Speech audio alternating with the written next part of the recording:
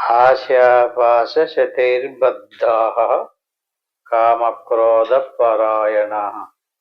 అంటే ఆత్మజ్ఞానం తెలిసినప్పటికీ సిద్ధించకపోవడానికి, మోక్షం పొందలేకపోవడానికి గల కారణం ఏమిటో ఈ అధ్యాయంలో అన్ని శ్లోకాల్లోని కూడా చెప్పడం జరిగింది. ఇవన్నీ మనం చెప్పేసుకున్నాం కనుక క్లుప్తంగా చెప్పుకుంటూ వస్తున్నాం. ఇప్పుడు చెప్పింది ఆశ పాశ శతైర్బద్ధ. ఆశ అనేటువంటిది కోరిక. ఈ కోరికే పాశం. పాశం అంటే తాడు అన్నమాట. శతై అంటే 100 రకాలుగా. బద్ధ అంటే కట్టి వేసుకుంటున్నాడు, బంధించబడుతున్నాడు. ఆశ పాశ శతైర్బద్ధ అంటే ఆశ అనేటువంటి పాశంతో 100 రకాలుగా బంధించబడి చిక్కుకుని ఉన్నాడు అన్నమాట. ఈ చిక్కుకోవటం వల్ల లోపల ఉన్నటువంటి పరమాత్మ స్వరూపాన్ని పొందకుండా, తెలుసుకోకుండా, తెలిసిన పొందనివ్వకుండా చేసుకోవడానికి కారణం ఈ ఆశ. మొట్టమొదటిది ఆశ. ఏం ఆశ? ధనానికి సంబంధించిందో, లేదా భార్యకి సంబంధించిందో, భర్తకి సంబంధించిందో, పిల్లలకు సంబంధించిందో, పేరు ప్రఖ్యాతుల కోసమో మొత్తం మీద ఆశ. ఇదే పాశం. ఈ పాశం ఒక రకం కాదు, 100 రకాలు. శతై అంటే 100 రకాలు.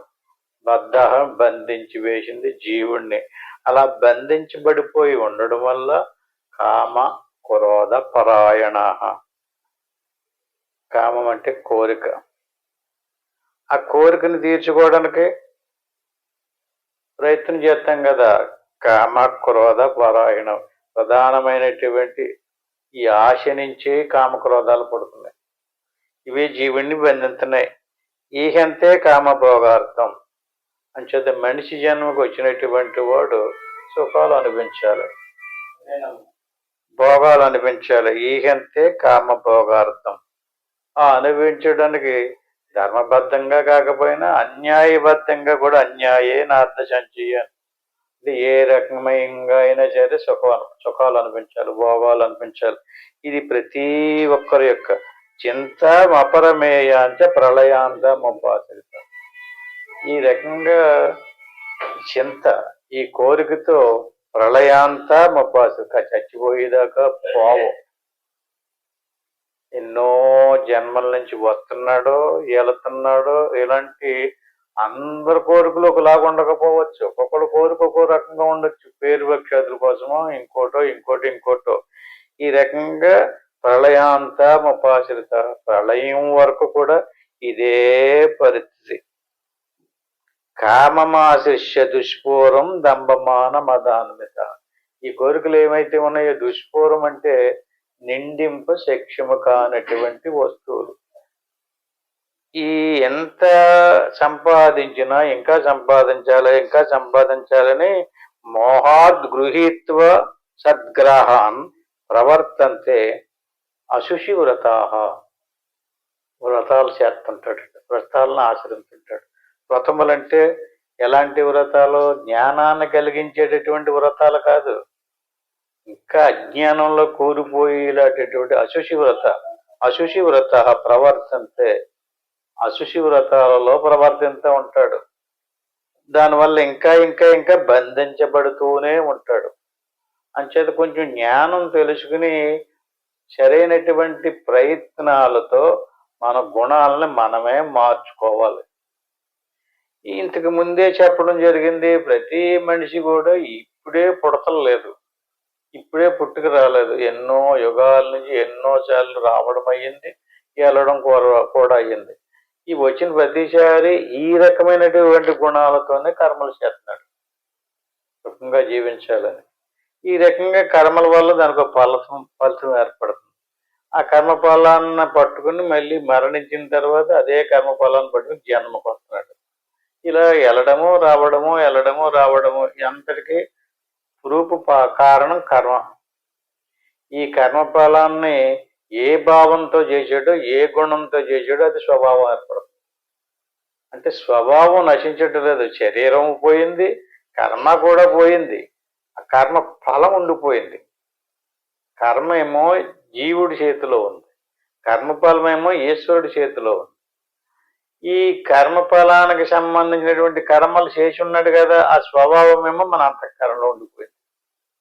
అదే ఇత్తనం, బీజం మళ్ళీ మనిషి జన్మకు రావడానికి ఈ రకంగా ఆ భావనతో జన్మకు వచ్చాడు కనుక ఆ భావాలకు అనుగుణమైనటువంటి స్వభావంతో కర్మలు చేస్తున్నాడు.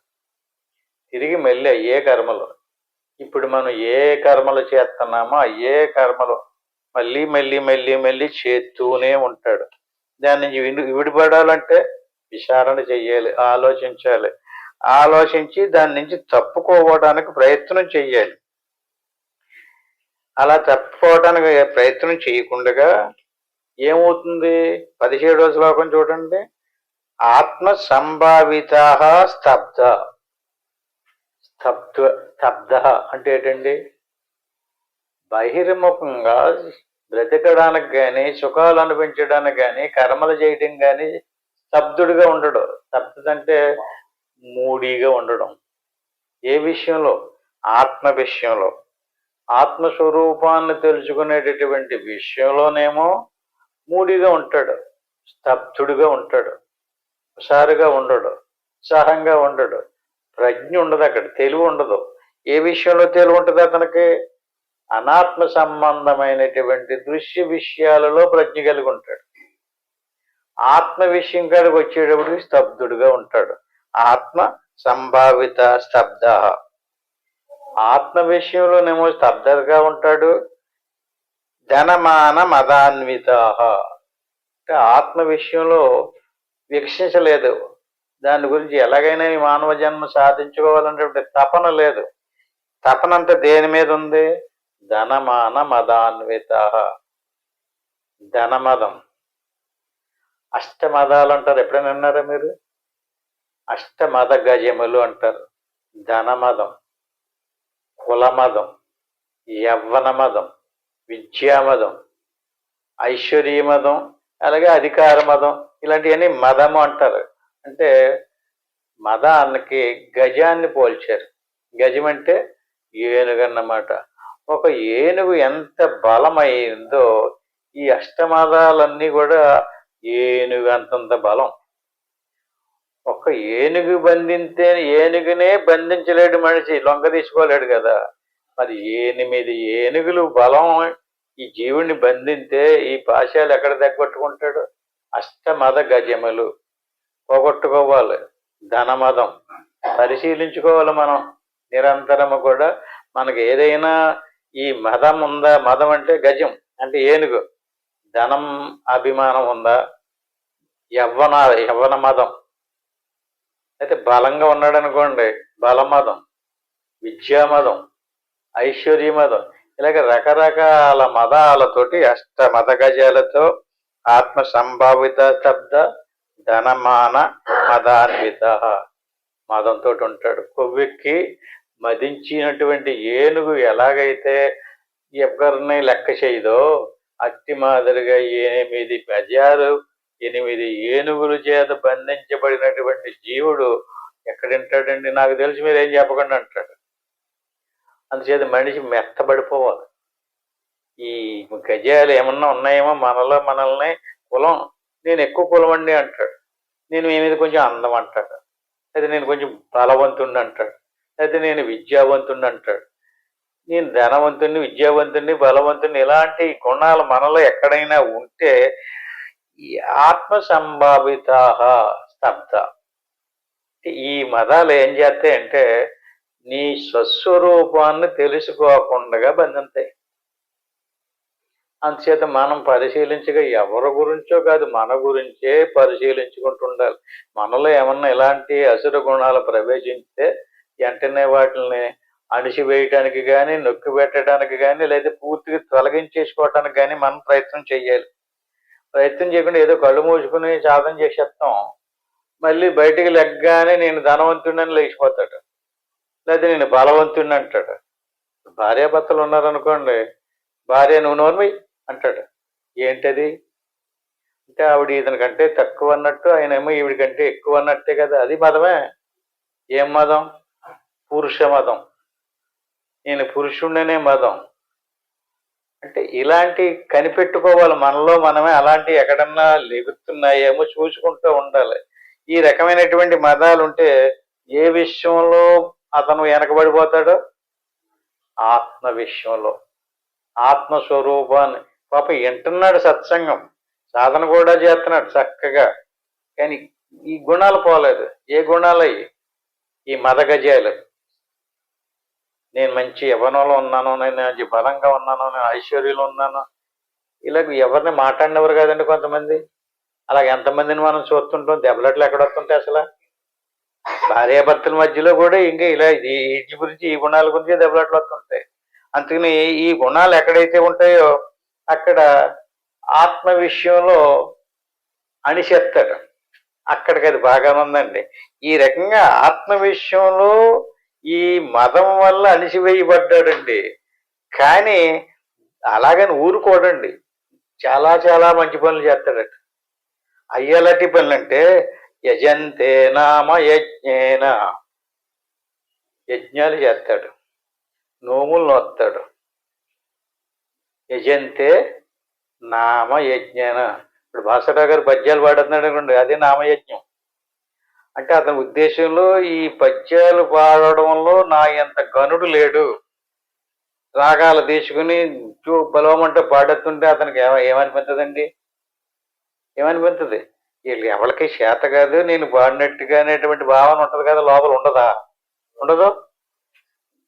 ఉండకపోతే ఎందుకు పాడేస్తాడండి మైకి దొరికిందంటేనే? అంటే ఆయన కాదు అక్కడ అంటుంటా, మామూలుగా చెప్తున్నాం. యజంతే నామ యజ్ఞస్తే అంటే ఆత్మ విషయంలో అణగారిపోయాడు. బహిర్ముఖంగా పాటలు పాడడంలోనూ పద్యాలు పాడడంలోనూ నామం అంటేటండి పేరు కదా. నామ యజ్ఞస్తే, నామము అది కూడా యజ్ఞమే, జ్ఞాన యజ్ఞము. భగవద్గీతలో ముందు చెప్పుకుంటూ వచ్చాం, ద్రవ్య యజ్ఞము, తపో యజ్ఞము, జ్ఞాన యజ్ఞం అని అనేక యజ్ఞాల గురించి కూడా చెప్పాడు. అంటే వాక్కుతో పారాయణం చేస్తున్నాం అనుకోండి, అది కూడా నామయజ్ఞమే. పద్యాలు పాడుతున్నాం అనుకోండి, శ్లోకాలు చదువుతున్నాం, పద్యాలు పాడుతున్నాం, మంత్రాలు చదువుతున్నాం, అది నామయజ్ఞమే. యజంతే నామయజ్ఞస్తే. ఎవరు చేస్తారు? ఆత్మ విషయంలో వికచించగా, ఆత్మ విషయంలో స్తబ్దుడిగా ఉండిపోయినటువంటి వాళ్ళు ఈ రకంగా ఊరి మీద పడి పద్యాలు, పాటలు, కీర్తనలు, శ్లోకాలు, మంత్రాలు చదువుతారట. అక్కడ ఏ విషయంలో? ఆత్మ విషయంలో వికసించాడు అనుకోండి, మౌనం. కానీ ఇతను మౌనం అవడు. ఎందుకని? నేర్చుకుంటాడు కదా, ఏదో చేతనైనయో చేతనాలైనయో. ఈ రకంగా యజంతే నామ యజ్ఞస్తే. ఈ రకంగా చేసినప్పుడు అక్కడ ఇంకొక లక్షణం వస్తుంది, దంబేన అవిధి పూర్వకం. అది విధి అంటే వేదం, వేద ప్రమాణం. ఇప్పుడు ఈ నామయజ్ఞాలు ఏవైతే ఉన్నాయో అవి విధిపూర్వకమైనటువంటి ఆత్మస్వరూపాన్ని మేలుకొలిపి ఆత్మస్వరూపం తెలిసి రావడానికి సంబంధించినటువంటి విద్యలు కాదు అవి. ఆ వాటి వల్ల కలిగిద్ది. అదేం కలిగిద్ది అంటే దంభేన, దంభము. దంభం అంటే నేను చాలా గొప్పవాణ్ణి అనేటువంటి భావన కలిగింది. దంభేన. ఇది విధిపూర్వకమైనటువంటి విద్య కాదు, ఆ విధిపూర్వకం. లోకమంతా దేంట్లో చిక్కుకుని ఉంది? ఈ పాటలు పాడడంలోనూ శ్లోకాలు చదవడంలోనూ. నా ఎంత రోడ్లు బాగా నేర్చుకుని చదివామనుకోండి, అతనికి ఒక రకమైనటువంటి అభిమానం ఏర్పడుద్ది. అభిమానానికి దంభం అంటే గొప్పతనం. నాకెవడో సరిపోడు, నాకెవడో చెప్పడానికి సరిపోడు, నాకులో ఎవడన్నా చదువుతాడేమో చెప్పండి అంటాడు. ఇది ఎలాంటిది? శాస్త్ర ప్రమాణం కాదు, అవిధిపూర్వకం. విధిపూర్వకమైనటువంటిది కాదు. విధిపూర్వకమైనటువంటి విద్యది అంతర్ముఖంలో భగవంతుడి దగ్గర జీవుణ్ణి తీసుకెళ్ళి దేవుళ్ళో కలపడం. జీవుణ్ణి దేవుళ్ళో కలపాలి. ఇన్ని రకాల లేవండి. బ్రహ్మాండ రూపిణి పృథివీ తోయమధ్యే విలీయతే, అగ్నినా పశ్యతే తోయం, వాయునా గ్రసితే అనలహ, ఆకాశస్థు పిబేద్వాయు మనస్సాకాశమేవ చ. మనోబుద్ధి అహంకార చిత్తంచ క్షేత్రజ్ఞే పరమాత్మని. ఎవరు చెప్తున్నారు ఈ మాట? కృష్ణ పరమాత్మ చెప్తున్నాడు. ఏమని చెప్తున్నాడు? ఎవడైతే లోపలికి తిరిగాడో బ్రహ్మాండ రూపిణి పృథ్వీ, ఈ ఈ భూమి అంతా కూడా జలంలో లయమైపోద్దట. ఎక్కడ చూశారండి? ఇంత బ్రహ్మాండమైనటువంటి పృథివీ నీటిలో ఒలిగిపోయినట్టుగా లయమైపోద్దట. అంటే నీకు శరీర భావం కనిపించదు. చూడండి, కావాలంటే 10 నిమిషాలు సాధన చేసేటోడికి నాకు శరీరం తెల్లలేదని అంటాడు కదా. అంటే శరీరం తెలకుండా పోవడమే భూమి నీటిలో లయమైపోవటం. బ్రహ్మాండ రూపిణి పృథివీ తోయ మధ్య విలీయతే అగ్నినా పశ్యతే తోయం. అంటే ఈ నీరు అంతా అగ్నిలో ఆవిరైపోద్దట. అగ్ని వాయువులో లయమైపోద్దట. వాయువు ఆకాశంలో లీనమైపోద్దట. ఊహించడానికి కూడా సాధ్యం కావట్లేదు. ఆకాశం నిరాకారం కదా. ఆకాశాన్ని ఏమైపోద్ది? ఆకాశం మనస్సు ఆకాశమే వస. ఆకాశాన్ని మనసు మింగేస్తుందట. అప్పుడు మనసు ఉంటుంది, ఆకాశం ఉండదు. ఇంకా పంచభూతాలు అయిపోయినాయి. మనస్సు ఆకాశమే వస. ఇంకా మీరు వదలకుండా కూర్చుని ఉంటే మనోబుద్ధి అహంకార చిత్తంచ క్షేత్రజ్ఞే పరమాత్మనే.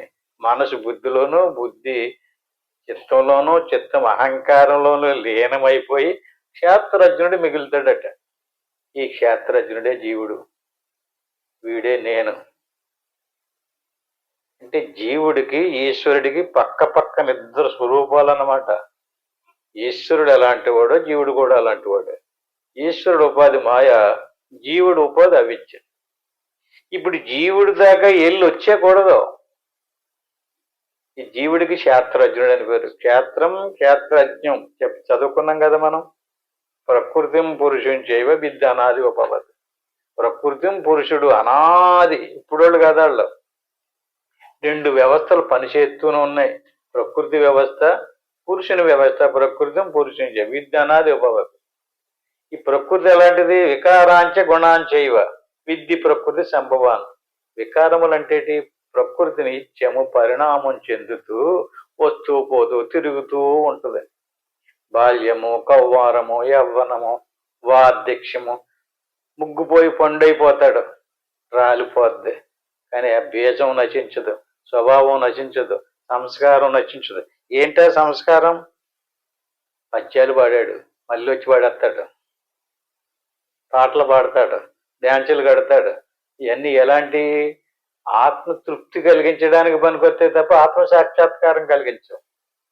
ఇక్కడ దంభము, మదము, మదమాశ్చర్యాలన్నీ ఏర్పడతాయి. ఆత్మ విషయంలోకి వెళ్ళినప్పుడు జీవుడు పరమాత్మలో విలీనం అయిపోవడం అనుకోండి, ఇవన్నీ నశించిపోతాయి. ఎందుకంటే వస్తువు లేదు, ఇంకా అహంకారాభిమానాలు లేవు. అహంకారము, మనోబుద్ధి, అహంకారంచ క్షేత్రజ్ఞే పరమాత్మ. అంటే క్షేత్రజ్ఞుడు పరమాత్మలో లీనమైపోతాడు. వదలకూడదు. మళ్ళీ మళ్ళీ అదే విధానంలో సాధన చేసినట్టయితే ఇక్కడ ఒకటి బాగా గుర్తుపెట్టుకోవాలి. ఎరుక పడిపోకూడదు. ఎరుకతోటి గమనిస్తూనే ఉండాలి. ఎంతవరకు ప్రయాణం చేసాము. ఈ శరీరంలో ప్రాణం ఉంది. ఇది ప్రాణం ఊపిరిని లోపలికి లాగి వదులుతూ ఉంది. ఊపిరిని లాగి వదిలేటటువంటి శక్తి కుండలిని శక్తి అంటారు. దీనికే శేషుడు అని పేరు. ఈ శేషుడి మీదే మహావిష్ణువు పడుకొని ఉంటాడు. అంటే కుండలిని శక్తి మీద. మనం ఈ కుండలిని శక్తిని దాటాలి. అంటే శ్వాస దాటితే తప్ప కుండలిని శక్తి దర్శనం అవ్వదు. కుండలిని శక్తిని కూడా దాటినట్టయితే అక్కడ మనస్సు శుద్ధమైపోతుంది. శుద్ధమైనటువంటి శుద్ధాంతఃకరణానికి లక్ష్మీదేవి అని పేరు. ఎవరు అక్కడ దాకా వెళ్ళారో ఆ లక్ష్మీదేవి విష్ణుమూర్తిలో కలుపుతుంది, తీసుకెళ్తుంది. అది క్షేత్రజ్ఞే పరమాత్మని. ఈ రకంగా కర్మలు నశింతే, అహంకారాభిమానాలు నశింతే జీవుడు మోక్షం పొందుతాడు అనమాట.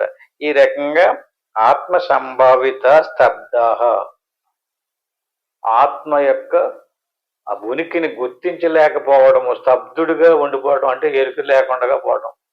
ఎప్పుడైతే అక్కడ తెలుగు ప్రజ్ఞ కోల్పోయాడో వేరే వేరే ఆలోచనలు చేస్తాడు. అందుకని ఈ రకంగా ఈ బహిర్ముఖటువంటి విషయాదుల్లోకి అహంకారం, బలం, దర్పం, కామం, క్రోధం చ సంచరిత. అహంకారంతోటో లేకపోతే ఇంకా కోరికలతోటో అహంకారం, బలం, దర్పం, కామం, క్రోధం చ సంశ్రిత మమాత్మా పరదేహేషు తద్విష్యంతో అభ్యసూయక. అంచేత పరమాత్మ స్వరూపాన్ని తెలుసుకోకుండా, పరమాత్మని పొందకుండగానే కాలం జరిగిపోద్ది, శరీరం పోద్ది, మళ్ళీ ఇంకోటి వస్తుంది. ఈ రకంగా తానహం ద్విజిత కుర్వరాన్ సంసారేషు నరాధమా. ఇటు నరులలో అధముడు, పాపకారి. అంచేత క్షిపామ్యశ్రమశుభాన్ ఆసురి స్వేన యోనిషు. ఇతనికి ఆసురి అంటే నీచ జన్మ కొత్తదట. ఎవడైతే సత్యాన్ని తెలుసుకోకుండా, సాధించకుండా, ఈ రకమైనటువంటి అహంకారాలతోటి, బలంతో, గొప్పతనంతో ఈ ఎంతవరకు విరవిగాడో అదంతా పనికి రావు. ఏమవుతుంది అది? తానహ ద్విజిత క్రూరాన్ సంసారేషు నరాధమాన్. సంసారంలో చిక్కుకుపోతాడు. మళ్ళీ ఇల్లు వచ్చాడు, మళ్ళీ వచ్చిన తర్వాత నిరుడు ఏం చేశాడు అదే చేస్తాడు. ఇక ఎన్ని జన్మలు ఎన్నెన్నో కోటాను కోట్ల జన్మల నుంచి సంస్కారం వదిలించుకోవాలి. సంస్కారాన్ని వదిలించుకుంటే మోక్షం పొందుతాడు.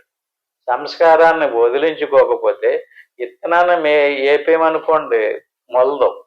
అందులో ఉన్నటువంటి బీజం నశించిపోతే మొలదు. ఇంకా అట్టి మాదిరిగా శరీరాన్ని అందులో ముంచడం, ఇందులో ముంచడం కాదు. ఈ సంస్కారాన్ని, స్వభావాన్ని నశింపజేసుకోవాలి. స్వభావం అంటే ఏంటండి? సర్వమని లేచిపోయాడు అనుకోండి, ఏమొచ్చినట్టు? కోపం వచ్చినట్టు. అలాగే చూడగానే కోరిక పుట్టిందనుకోండి, లోపల నశించలేదు.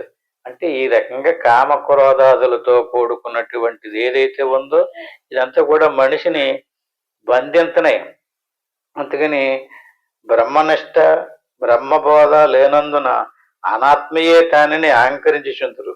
జడమైన అనాత్మ చైతన్యముతో తమ పనులను చేసుకొనుచున్నదని తెలియనందున నా బలము చేతనే కార్యములను నెలవేర్చుకున్నాను అని గర్వంతో భ్రమించుచుందురు. ఎవరితో నాకేమి, నేను గొప్పవాడని గర్వించి అసంతృప్తి, ఆత్మతృప్తి నొందని వాడు ఒకటి వలన అనాత్మ వస్తువులతో సుఖమున్నదని భ్రమించి లౌకిక విషయ సంపాదనకు లోబడి ఉండును. కోరికలు కలవాడగుడిచే కొనసాగనయ్యని వారిపై క్రోధపూరితులై ఉందురు. నేననగా ప్రత్యేగాత్మయనియు. నీవు, వాడు, వీడు మొదలగు పదములన్నింటి యొక్క అర్థము ప్రత్యేక భిన్న పరమాత్మ బ్రహ్మమే అని తెలియక తమ యందున్నటువంటి ఇతరుల దేహములందును తనలోనున్నటు దేవునిచే నసూయుతో అవమానించినట్లగునని మూఢత్వంతో నసూయాన్ని తులి ద్వేషించు అసురు సంపన్నులగుదురు. తానహం ద్విజిత క్రూరాన్ సంసారేషు నరాధమాన్ క్షిపామ్యజశ్రమశుభాన్ ఆసురీ శ్వానయోని. ఇది ఈ రకంగా ఇటువంటి వాళ్ళందరూ కూడా అసురులు. ఈ అసురు జన్మ వల్ల మళ్ళీ మళ్ళీ మళ్ళీ మళ్ళీ ఆ స్వభావాన్ని నశించకపోవడం వల్ల ఆసురీ యోని మాపన్న మూడా జన్మని జన్మని. ఇది ఎన్ని యుగాలైనా జరి సృష్టి అలా సాగుతూనే ఉంటుంది. ఆసురీ యోని మాపన్న మూడా జన్మని జన్మని. ఈ మూర్ఖుడు మళ్ళీ జన్మ మీద జన్మ, జన్మ మీద జన్మ, జన్మ మీద జన్మ, ఒకదాని నుంచి ఒకటి, ఒకదాని నుంచి ఒకటి. అన్నిసార్లు ఒకే రకమైనటువంటి మనిషి జన్మ రాకపోవచ్చు, వేరే వేరే జన్మలు కూడా వస్తుంటాయి. అప్రాప్తి చైవ కౌంతేయ తతో యదమాం గతి. పరమాత్మను పొందాలి. పరమాత్మను పొందితే ఈ ప్రాబ్లం పోతుంది. పరమాత్మను తెలుసుకోకుండా, పరమాత్మను పొందకుండా ఈ భౌతికమైనటువంటి దేహ భావనలోనే ఎవడైతే ఉంటాడో వాడు యాంతి అధమాంగతిం, అధముడు. అతని గతి అధమగతి. మళ్ళీ మళ్ళీ మళ్ళీ అప్రాప్తే ఇచ కౌంతేయ, అన్ని ప్రాప్తింపజేసుకోకుండానే ఏం దొరికిపోతున్నాడు? అధమాంగతిం. అంచేత అసురు సంబంధమైనటువంటి సంస్కారం ఏదైతే ఉందో, అసురు గుణాలు ఏదైతే ఉన్నాయో ఆ గుణాలను మనం నశింపు చేసుకోవాలి. అసురు గుణాలంటే ఏమి లేదు, అహంకారం కానీ, ఈ రకమైనటువంటి కోపం కానీ, క్రోధం కానీ, ఇలాంటి గుణాలను మనం అణుచుకోవాలి. అణుచుకోకపోతే ఈ రకంగా మళ్ళీ బంధించబడిపోతాం. అంచేత త్రివిధం నరకస్వేదం ద్వారం నాశనమాత్మన. మనలో నరకానికి తీసుకెళ్ళేటటువంటి ద్వారాలు 3 ఉన్నాయట. త్రివిధం అంటే 3. త్రివిధం నరకస్వేదం, నరక ద్వారాలు, నరకానికి తీసుకెళ్ళిపోతే. నాశనమాత్మన కామ క్రోధ తదా లోభ తస్మాదే త్రయం త్వజేతు. ఈ 3 ద్వారాలు ఏంటంటే, ఒక ద్వారం చెవు, ఒక ద్వారం కన్ను, ఒక ద్వారం నోరు. అది గుర్తుపెట్టుకుని నోట్ చేసుకోండి. త్రివిధం నరకఛేదం ద్వారం నాశనమాత్మన అంటే ఆత్మస్వరూపాన్ని నరకానికి తీసుకెళ్ళిపోయేటటువంటి ద్వారాలు. ఇప్పుడు మనం ఏ ద్వారాలు ముయ్యాలి? గుర్తుపెట్టుకోండి, ఏం ముయ్యాలి? చెవులు. ఎవడికి పడితే వాడికి చెవులు ఇవ్వకూడదు. ఆ ఊరు వాడ తిరిగి వస్తాడు ఒక్కడు, ఆ తిరిగి వచ్చినవన్నీ మళ్ళీ మనకి వినిపించాడు. వినిపించాలంటే ఏది ఓపెన్ చేశాడు? వాక్కును ఉపయోగించాడు. ఆ వాక్కు వాడు చెప్పేటటువంటిదంతా కూడా మనం విన్నామనుకోండి, ఇందులో పోతున్నాడు అతను తెచ్చి ఊరు వాడ తిరిగి తిరిగి తిరిగి తిరిగి అదంతా పట్టుకొచ్చి మన చెవిలో పోసేస్తున్నాడు. ఈ చెవిలో పోసేస్తే అది పోవ ఇంక చచ్చిపోయేదాకా. ఒక్కసారి విన్నామనుకోండి, వినింది పోదు. విన్నాం కదండి, వినడం వల్ల ఏం ఏర్పడుతుంది చెప్పండి? వినడం వల్ల ఏమవుతుంది? కోరిక కలుగుతుంది. ఆవిడ చాలా బాగుంది అన్నాడు అనుకోండి, ఆ పండు చాలా రుచిగా ఉందన్నాడు అనుకోండి. రుచిగా ఉందనగానే ఏం కోరిక కలిగింది? ఆ పండు మనం కూడా కొనుక్కుని తినాలనేటువంటి కోరిక పుట్టింది. అంటే కోరిక పుట్టడానికి, ఆ కోరికకి కామము అని పేరు. కామానికి స్థానం శ్రోత్రేంద్రియం. బాగా గుర్తుపెట్టుకోండి. గుహ్యేంద్రియం కామానికి కేంద్రం కాదు, శ్రోత్రేంద్రియమే కామానికి కేంద్రం. కామం అంటే కోరిక. కోరికని కలిగించేటటువంటిది వినడమే. వింటాడు కదండి, వినిన తర్వాత అది బోధంగా జబ్బు. ఏ రకమైన విధానంలో విన్నాడో అది అంతఃకరణంలో రికార్డ్ అయిపోయింది. రికార్డ్ అయిపోయి కోరిక కలిగింది, ఇంక ఈ రకంగా చేస్తే ఇలా కలిగిద్ది, ఈ రకంగా చేస్తే అలా కలిగిద్ది అని చెప్పి. ఇప్పుడు కోరిక కలిగిన తర్వాత దాన్ని అనుభవించాలంటే దేన్ని ఉపయోగించడం? నోరు కదా, నోటిని ఉపయోగించను. వినడం వల్ల కోరిక కలిగింది, అది మళ్ళీ తయారు చేసి భుజించాలంటే దేన్ని ఉపయోగించాలి? నోటిని ఉపయోగించాలి. అలా తయారు చేసి భుజించడానికి ప్రయత్నం చేసేటప్పుడు పక్కోడు ఎవడన్నా అడ్డొచ్చానో అప్పుడేమవుతుంది? కోపం కలిగిద్ది. కోపానికి స్థానం ఏది? కన్ను. అంటే కళ్ళు ఇంత ఎర్ర చేసేస్తాడు, గుడ్లు ఉరిమి చూస్తాడు కదా. అంటే కంటిలో ఎవడున్నాడండి?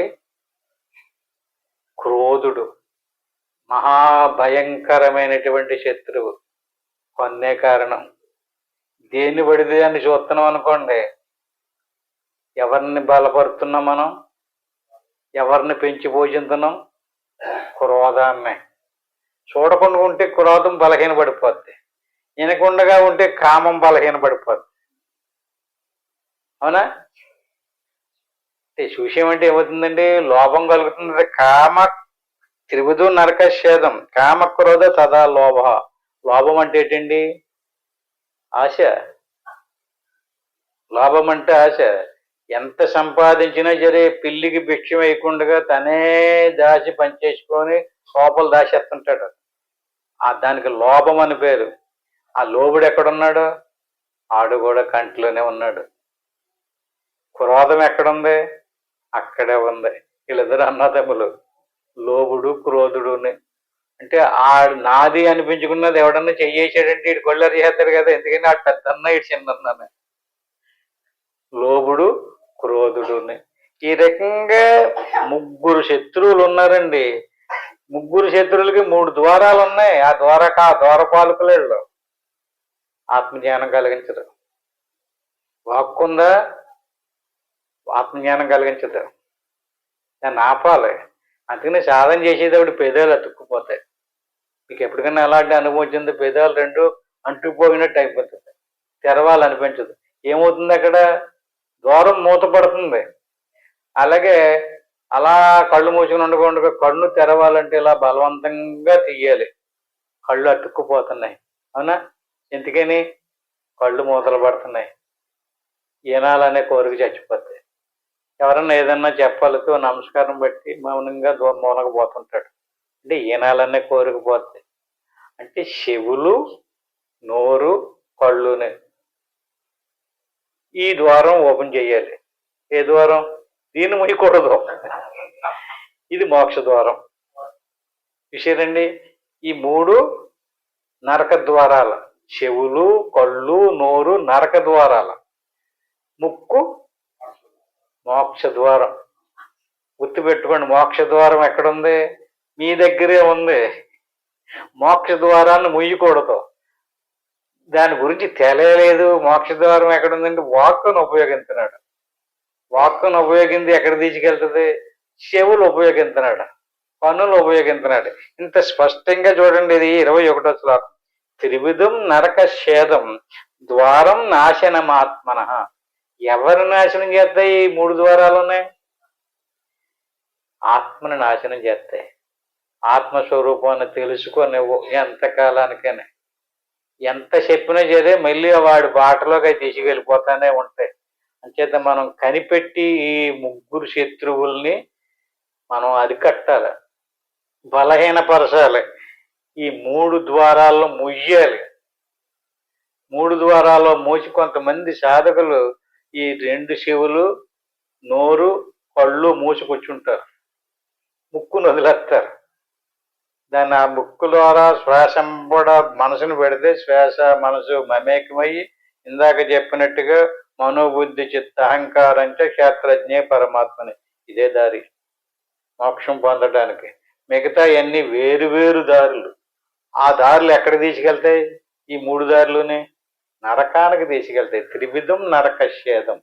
నరకానికి తీసుకెళ్లేటటువంటి దారులని మనం బాగా డెవలప్మెంట్ చేసాం. అవన్నీ ఏదో మోక్షానికి తీసుకెళ్లేటటువంటి అనుకుంటున్నారు పాపం చాలా మంది తెలియక. కాదు, మోక్షానికి తీసుకెళ్లేటటువంటి దారి తెలకుండగా పోయింది, మూతపడిపోయింది, మూసేసాం. ఎవరు మూసేశారు, ఎందుకు మూసేశారు ఏంటో తెలియదు. కానీ మొత్తం మీద మన దేశం వేరే పరాయి పంచకు వెళ్ళిపోయింది. కొంతకాలం అనేక మంది పరిపాలన చేతిలోకి పోవటం వల్ల ఆ తర్వాత రాజకీయ నాయకులు వచ్చినా కూడా ఈ జ్ఞానాన్ని ఎల్లడి చేయనివ్వలేదు, మరుగుపడిపోయింది. ఎక్కడో నూటికెక్కడో కోటికొక్కడో ఎవడికో తెలుస్తుంది. అంటే త్రివిధం నరక శ్వేదం ద్వారం నాశనమాత్మన. ఈ మూడు ద్వారాలు కూడా ఆత్మను నశింపు చేస్తున్నాయి, తెలుసుకోకుండా చేస్తున్నాయి. అందుకు చేత ఏమవుతున్నాడు? మళ్ళీ జన్మకు వచ్చేస్తున్నాడు. మళ్ళీ కామక్రోధ తదా లోభ. ఈ ముగ్గురు ఈ మూడు ద్వారాల్లోనే కూర్చుని ఉన్నారు. వీళ్ళే మొత్తం నాశనం చేసేస్తున్నారు. తస్మాదేద త్రయం త్వజేత్. తస్మాత్ అంటే ఏంటండి? ఏదైనా దారం డెలిదేవుడు మలుపున్నా గొయ్యున్నా జాగ్రత్త బాబు అంటారు కదా. తస్మాత్ అంటే జాగ్రత్త. త్రయం నీ నిఘా అంతా ఈ త్రయం అంటే మూడు. ఏం చేయాలి? త్వజేత్ అంటే వదిలేయాలి. ఏం వదిలేయాలి?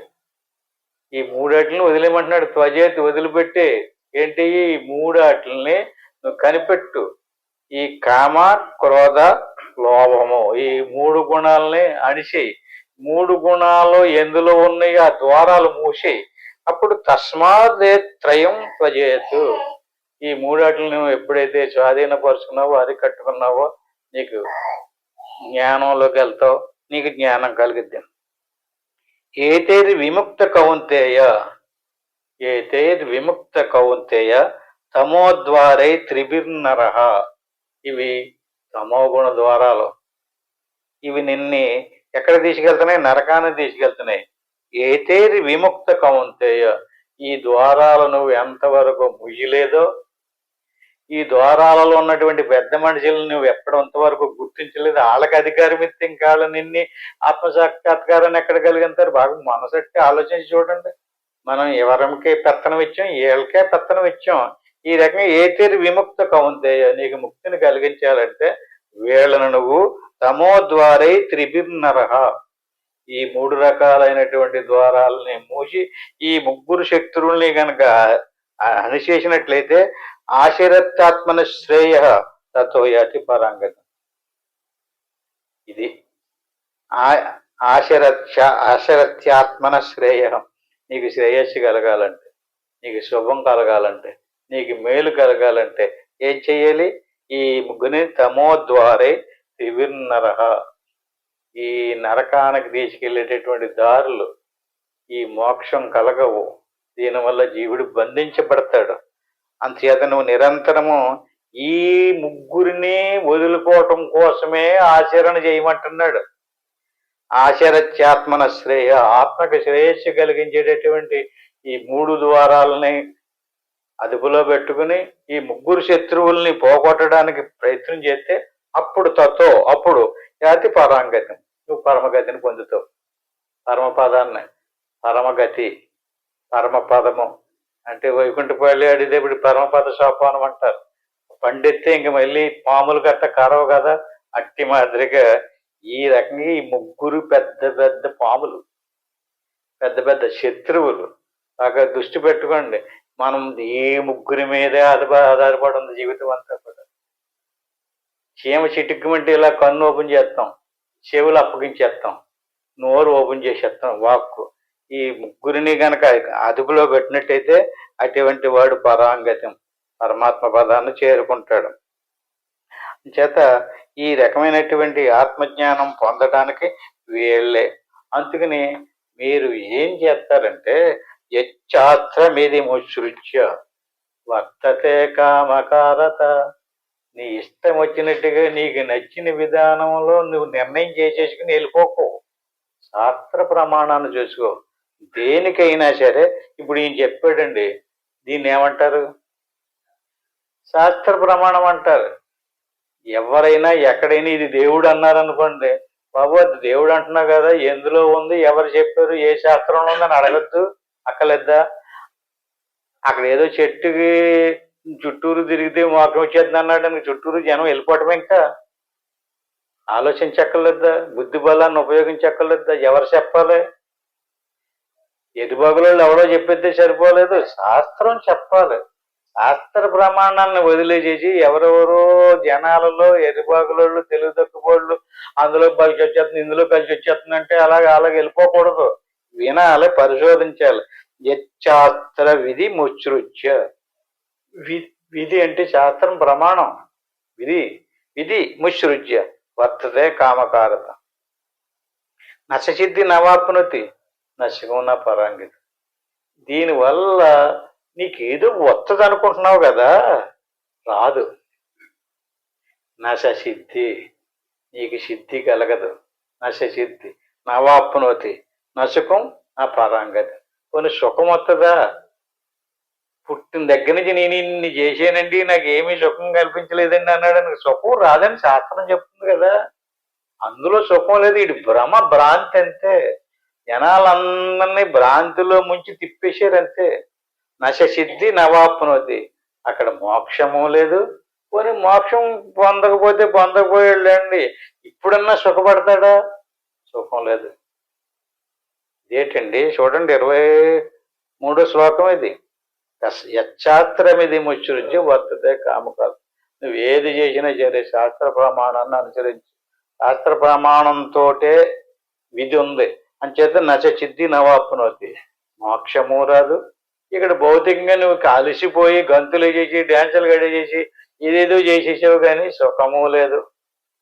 సుఖము లేదు, మోక్షము లేదు, 2 రకాలుగా కూడా. ఈ రకంగా తస్మాత్ శాస్త్రం ప్రమాణంతే కార్యకార్య వ్యవస్థితో. తస్మాత్ అంతుకు చేత అర్జున, ఎవరు ఏది చేసినా సరే ప్రతి దానికి కూడా ఏం కావాలి? శాస్త్ర ప్రమాణం కావాలి. మనం ఏది చెప్పుకున్నా సరే ఈ శాస్త్రం కాకపోతే ఇంకో శాస్త్రమో ప్రమాణం చూపించేనే కానీ మాట్లాడతలేదు. అలాగే ప్రమాణం చూపించాలి. అంటే ఇప్పుడు మనం పారాయణం చేయించడం ఎందుకు? ఈ శ్లోకాలు ఎందుకు? అవి ప్రమాణాలు. ఆ శ్లోకాలు నేర్చుకుంటే రేపు పొద్దున్న ఎక్కడైనా ఏదైనా చెప్పాలంటే మాటతోటి చెప్పకూడదు, ప్రమాణ శ్లోకంతో సమాధానం చెప్పాలి. అంచేత తస్మాత్ శాస్త్రం ప్రమాణంతే.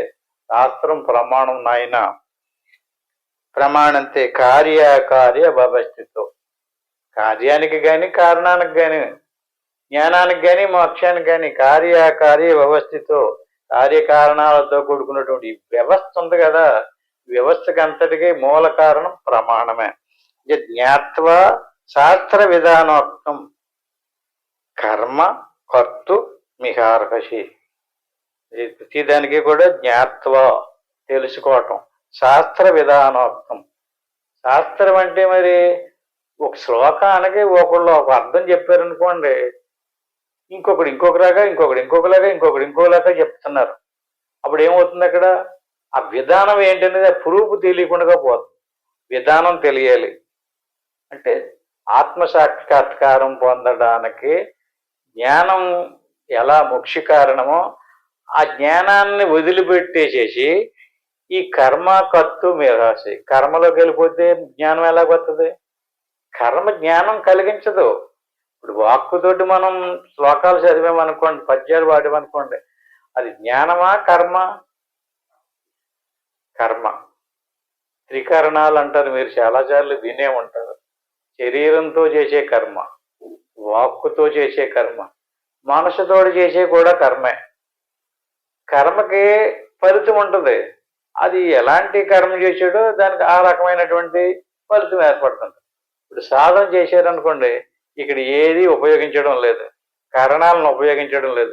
కళ్ళు మూసుకుని మీ ప్రజ్ఞని లోపలికి తిప్పుకుని ఏమి అనుకోకుండా ఖాళీగా లోపలికి వెళ్తున్నారు అంటే అక్కడ వాక్కు పనిచేస్తలేదు, శరీరం పనిచేస్తలేదు, మనసు కూడా పనిచేస్తలేదు. మనసు అనుకుంటే కర్మ వచ్చేసినట్టే.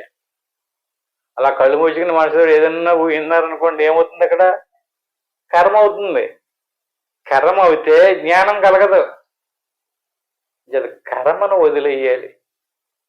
శరీరంతో చేసే కర్మను వదిలేయాలి, వాక్కుతో చేసిన కర్మని వదిలేయాలి, మనసుతో చేసే కర్మను కూడా వదిలేయాలి. మనసుతో చేసే కర్మ ఏంటండి? అనుకోవటమే మనసుతో చేసే పని. వాక్కుతో చేసే కర్మ ఏంటండి? పాటలు పాడేయటమే. పాటలు పాడటమో పద్యాలు పాడటమో ఏది చేస్తుంటాడు కదండి, అది కర్మే. కాకపోతే ఆ పాటల్లో పద్యాలు కొంచెం భగవత్ సంబంధించినవి అయితే కొంచెం ఆత్మతృప్తిని కలిగితే, అదే వేరే వేరే విధానంలో అయితే అది వేరే కోణంలో తీసుకెళ్తుంది. అంటే ఈ కర్మకి రెండు రకాలు ఉంది. ఈ శరీరంతో చేసే కర్మ, వాక్కుతో చేసే కర్మ, అంటే శుభకర్మ అశుభకర్మ, మంచి కర్మ చెడ్డ కర్మ. ఈ మనసుతోడు కూడా అంతే. మంచి విషయాలు అనుకున్నాడు అనుకోండి మంచి కర్మ, చెడ్డ విషయాలను గురించి అనుకుంటే చెడ్డ కర్మ. అంటే ఈ త్రివిధ కర్మల్ని కూడా వదిలిపెట్టేయాలి. అలా వదిలేసి ఈ మూడాటిని ఆపు చేసి ఎవడైతే లోపలికి తిరిగాడో అటువంటి వాడికి కర్మ కర్త నిహార్గసి. కర్త లేడు. కర్మ చెయ్యాలంటే ఎవడంటే కర్మ కర్త. కర్త లేడు. కర్త చేతిలో కర్మ ఉంది, కర్మ చేస్తే ఫలితం ఉంది. కర్మ కర్త క్రియ లేదు. ఇంకా సాధనలో ఏం లేదు, కర్మ లేదు కదా. అప్పుడు ఏమైంది? శేష మనసు ఆగిపోయింది. ఇటువంటి వాడికి యోగం సిద్ధించదు. ఎవరికైతే యోగం సిద్ధించిందో అటువంటి వాడికి యోగ సిద్ధి నొందుటకు ఏమి చేయాలి? ఇవన్నీ చేయకూడదు. అంటే వాక్కును ఉపయోగించకూడదు, శరీరాన్ని ఉపయోగించకూడదు, మనసును కూడా ఉపయోగించకూడదు. యోగం సిద్ధించడానికి ఏయో చేస్తున్నాడు. ఏయో చేస్తుంటే ఇతనికి యోగం ఎలా సిద్ధించదు? అతనే కారణం అతను యోగం సిద్ధించకపోవటానికి. ఏమి అనుకోకుండా ఊరుకుంటే తిన్నగా ఈశ్వర ప్రయత్నం సాగుతుంది. జీవుడు ప్రయత్నం వదిలేసేసి ఈశ్వరుడి మీదకి నెట్టేసి ఊరుకోవటమే హాయిగా చక్కగా. ఇది చేయకూడదు, ఈ రకంగా ఎట్లు చేయవలని ఎట్లు చేయలేదు అని విమర్శించుకొని యథార్థమును గ్రహించటకు అనుభవపూర్వకముగా శాస్త్రమే ప్రమాణం. శాస్త్రాన్ని పరిశీలనకు తెచ్చుకోవాలి. శాస్త్ర పద్ధతి ప్రకారము చెప్పబడిన కర్మయోగము నెరిగి ఆ ప్రకారము చేసినటువంటి వాడికి ఆ ఆరూఢత్వం పొందుతాడు. అప్పుడు సాంఖ్యయోగము, బుద్ధి యోగము, జ్ఞానయోగం అనబడు బ్రహ్మ నిర్వాణపు స్థితి కలుగుతుంది. ఎవరికి? అంటే ఇంతకాలం బట్టి వింటున్నాం, అభ్యాసం చేస్తున్నాం కదా. లోపం ఎక్కడుంది? మనలోనే ఉంది. మనమే సరిగ్గా దాన్ని అలవాటు చేసుకోకపోవటం వల్ల, పూర్వజన్మ సంస్కార బలం అడ్డొచ్చి లోపలికి మొలగనివ్వకపోవడం వల్ల ఈ రకంగా మళ్ళీ మళ్ళీ మళ్ళీ మళ్ళీ ప్రయత్నం చేయాలి. ఈ రకంగా తస్మాత్ శాస్త్రం ప్రమాణంతే కార్యకార్య వ్యవస్థితో జ్ఞాత్వా శాస్త్ర విధానోక్తం కర్మకర్తు మిహార. ఈ రకంగా ఈ అధ్యాయం వేళతోటి ముగించుకుంటున్నాం. ఓం తత్సత్. ఆత్మబంధువులారా, చాలా చాలా చక్కగా, చాలా సులభంగా, చాలా సులువుగా ఉంది బ్రహ్మ విద్య.